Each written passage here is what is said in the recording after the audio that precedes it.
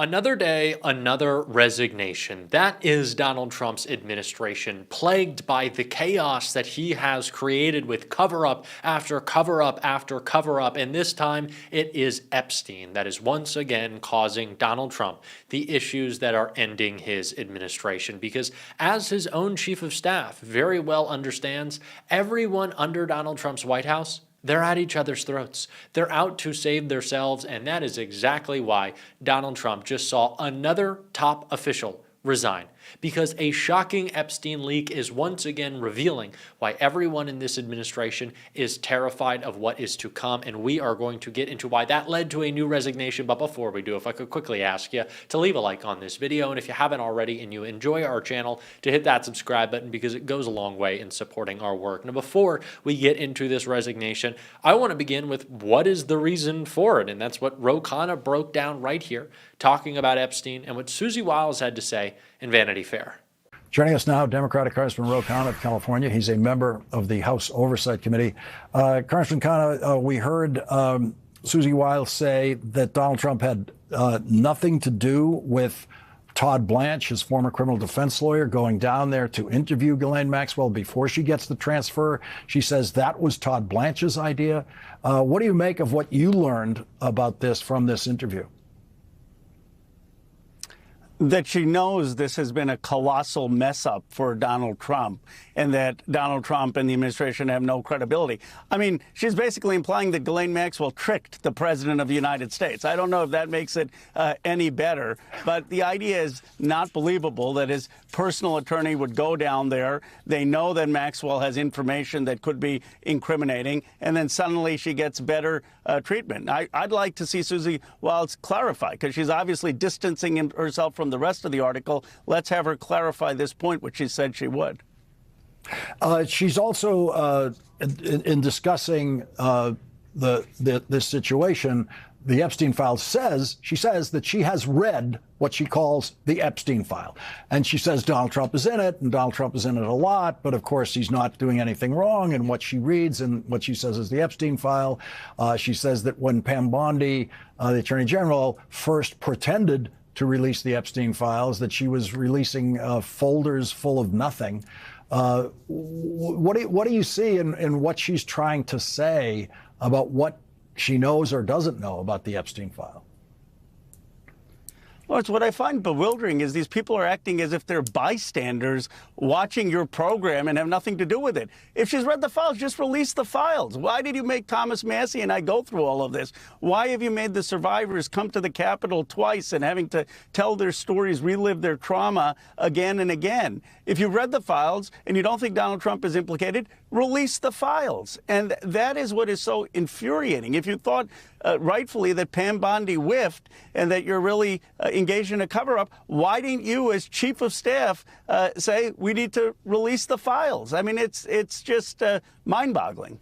I love how Ro points out what is the obvious truth, that Susie Wiles is admitting that Donald Trump is dumb enough to get tricked by Ghislaine Maxwell. And mind you, that is exactly what happened. Donald Trump was tricked with flattery, or there's an equal exchange of goods here. Of course, we know Ghislaine Maxwell wants to stay in her 5-star resort prison. She gets a dog, she does yoga, she gets DoorDash delivered. And Donald Trump attempted and failed in his attempt to cover up that relationship with Epstein and everything that Ghislaine Maxwell did. But in doing so, he only brought more attention. And Marjorie Taylor Greene is expanding upon what attention will be brought to a list that Maxwell says doesn't exist, Trump says doesn't exist, but she has a different idea. You mentioned the few places where you've broken with him, including on the Epstein files and having those released. The DOJ deadline is Friday.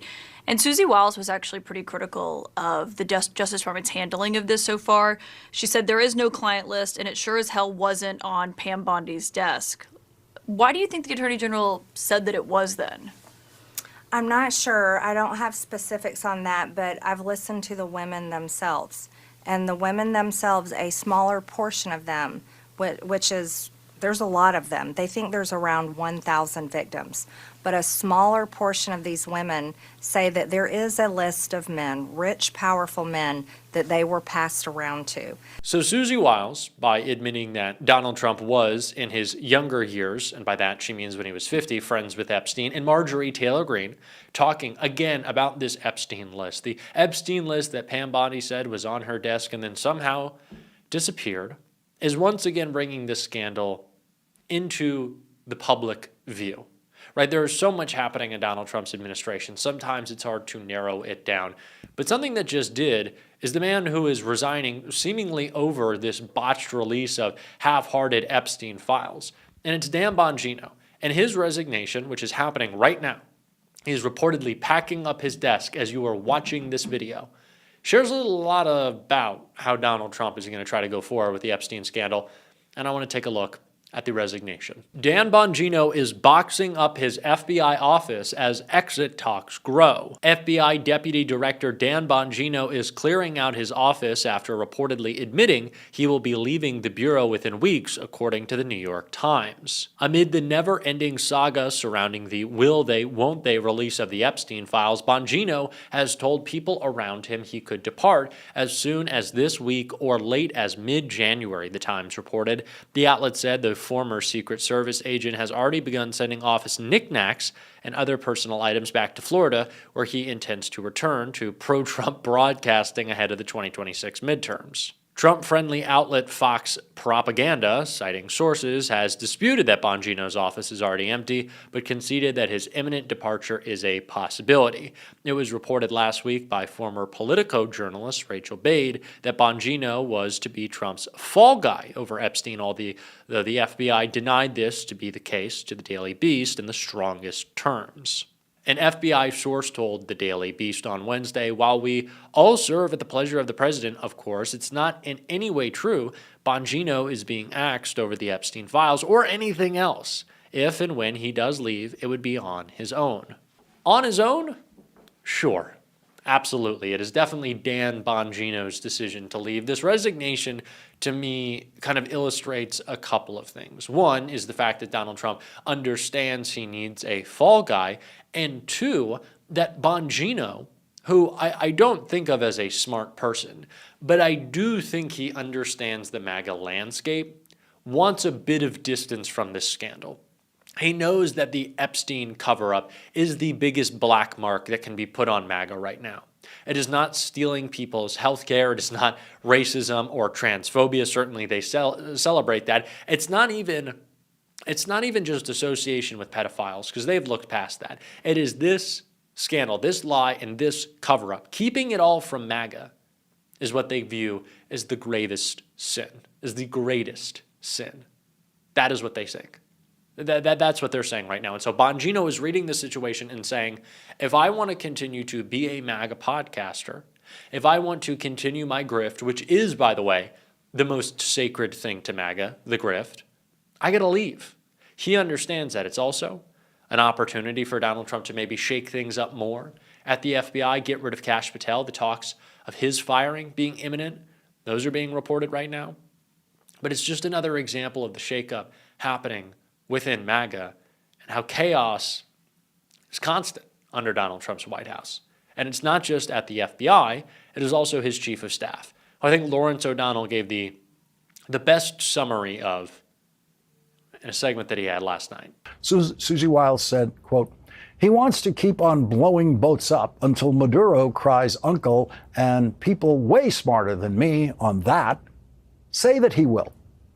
It'd be nice to think there are people way smarter than Susie Wiles working for Donald Trump, but there is no evidence of that. Susie Wiles says that the Trump reason for killing people in small boats is regime change, not to stop drug trafficking, as Donald Trump has claimed. Of course, it is impossible to stop drug trafficking by randomly shooting at small boats that might or might not be carrying cocaine, which is not one of the real killer drugs that makes it to the United States, like fentanyl. That's the most deadly illicit drug in America, fentanyl. And tonight, Donald Trump announced that he intends to impose a naval blockade on oil tankers in and around Venezuela. So now it's about oil and not about drugs. Susie Wiles said that J.D. Vance's conversion from someone who used to compare Donald Trump to Hitler to a Trump worshiper was, quote, sort of political. He's an avowed ketamine user, is how Susie Wiles explained Elon Musk's depraved destruction of the United States Agency for International Development. Quote, I was initially aghast, Wiles told me, because I think anybody that pays attention to government and has ever paid attention to USAID believed, as I did, that they do very good work. Yes, they do. Life-saving work. Yes, they did. They did very good work. They were saving lives every day, and now thousands of people are dying because Susie Wiles just watched as Elon Musk did whatever he wanted to do. Not the way I would do it, is what she said about Musk's crushing USAID. What did Donald Trump know about the United States Agency for International Development? Susie Wiles said, the president doesn't know and never will. He doesn't know the details of these smallish agencies.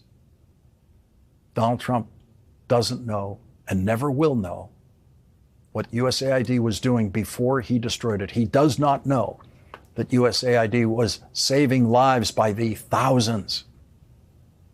Bill Gates described what Elon Musk did to USAID as the world's richest man killing the world's poorest children, and Susie Wiles helped Elon Musk in, as Bill Gates put it, killing the world's poorest children. One unnamed former Republican White House chief of staff told Chris Whipple, I find that immoral. Immoral is what they do. Immoral is Donald Trump's brand. And Susie Wiles believes that her job is not to serve the national interest. She believes her job is to serve Donald Trump, no matter how sick and perverse Donald Trump's desires are. I find that immoral. Everything is falling apart for Donald Trump, and it's going to be difficult for him to have a fall guy in any meaningful way when we know that every single person who works for this administration is simply an extension of Trump. And so it is hard for him to find the person to point to and say, your fault, when they are all taking their direction from Donald Trump. Makes the cover-up a lot more difficult, too, when the only people that you can hire are fucking stupid. That is Donald Trump's administration, and that is why it is falling apart. And that is why we're really going to enjoy it, especially on this well-dressed Wednesday. And if you want to support this show and the gimmicks that are to come, because there's more gimmicks on the way, one might involve Buddy the Elf. Stay tuned to that. As always, you can hit that subscribe button, leave a like on this video. If you stuck around to the end, drop a blue heart in the comments. Keep on fighting, y'all. Don't let them silence you. And until next time, I'll see you soon.